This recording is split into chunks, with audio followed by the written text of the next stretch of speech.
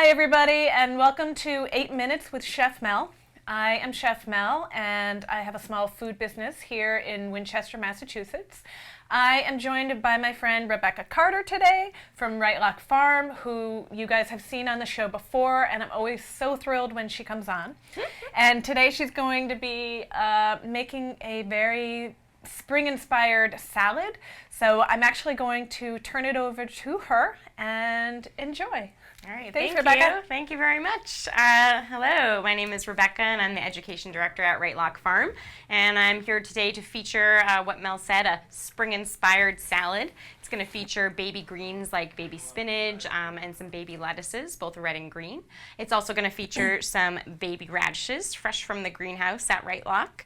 And then also some not-so-springy ingredients that are also healthy and delicious. It's going to add a little bit more texture and element to our salad, like green apple. And I also have some seeds, either sunflower or pepitas or pumpkin seeds. This salad is super healthy because we've got these nice fresh leafy greens, and we've also got plenty of fruits and vegetables that are going to be in here. So with a salad, the assembly is pretty easy. I have the greens that have already been washed and dried. I'm going to slice my apple into diced cubes. I like to leave the skin on. I know some people don't like skin so much, but it's healthy for us, and it adds a little bit more color to the dish, so I like to keep it on. I also like to just do a quick prep with the radishes. These radishes are very tender and young, literally just harvested, so I'm actually going to use the greens a little bit too in our salad. I'm just going to give them a little chop. Radish greens are a little spicy. They've also got a little bit of fuzziness to them, so it's kind of nice to make them into smaller pieces so they can mix in with the other greens a little bit more. And then for the radishes themselves, I just like to thinly slice them into rounds. Get rid of that little tail. Now these are super small radishes because it's so early in the season.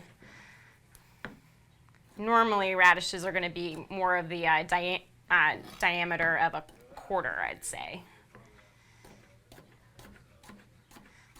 All right. So for the preparation of the salad, I'm just going to toss the greens a little bit to mix in those radish greens and the baby spinaches with the lettuce. I also have some baby chard in here. This is a really big chard leaf. I think I'll switch that one out. Sometimes we do stuff together and sometimes... Now I like to put some of the heavier ingredients on, like the apple. It's good for the farm. You can also use things like carrot or cucumber, but I like the idea of sticking mostly with the greens and the radish because they're so seasonal. And then I'm also going to sprinkle on some seeds. Like I said, you can do a combination of sunflower and pumpkin seeds or one type of seed. I'm going to go with sunflower seeds today. Helps her, I think. Now, I also have a little bit of feta cheese, which obviously you don't have to use, but it's really delicious. So I'm going to sprinkle a little bit on. It's already been crumbled. Now, this is the salad itself, but we are missing one key ingredient, and that would be a dressing, which is also going to make it a little bit more palatable for most audiences and add a little bit of tanginess, which will balance out the other flavors. The other good thing about putting on a salad dressing is that it adds beneficial fats, which are going to help you absorb the nutrients that are in all of these fruits and vegetables on your salad. So to make the dressing, I am known for not measuring very accurately when it comes to ingredients, so I usually eyeball things a little bit, and I like a tangy dressing. And some people think it's a good idea to skip dressing because it's high in fat, but it's actually not true. If you want to get all of the amazing vitamins and nutrients out of these salad vegetables you see here, you're going to want to add some healthy fats to it. And today I have a salad dressing that's very simple, made with things I had in my cabinet. Extra virgin olive oil, which is cold pressed. I've got some white balsamic vinegar and a little bit of honey to sweeten things up a little bit. A little salt as well, because salt is very good in sauces of all sorts. I'm going to start with a little dab of the honey because I don't want to cross-contaminate my honey jar. Then I'll put a little bit of vinegar in. People have different opinions about the ratio of vinegar or citrus juice to oil that you should use for dressing recipes. I kind of like to go 50-50. I really like a kind of tangier dressing than I think most people, but you can taste it and adjust it as needed. It's the glory of making things at home. And last but not least, I'll add a little bit of this extra virgin olive oil.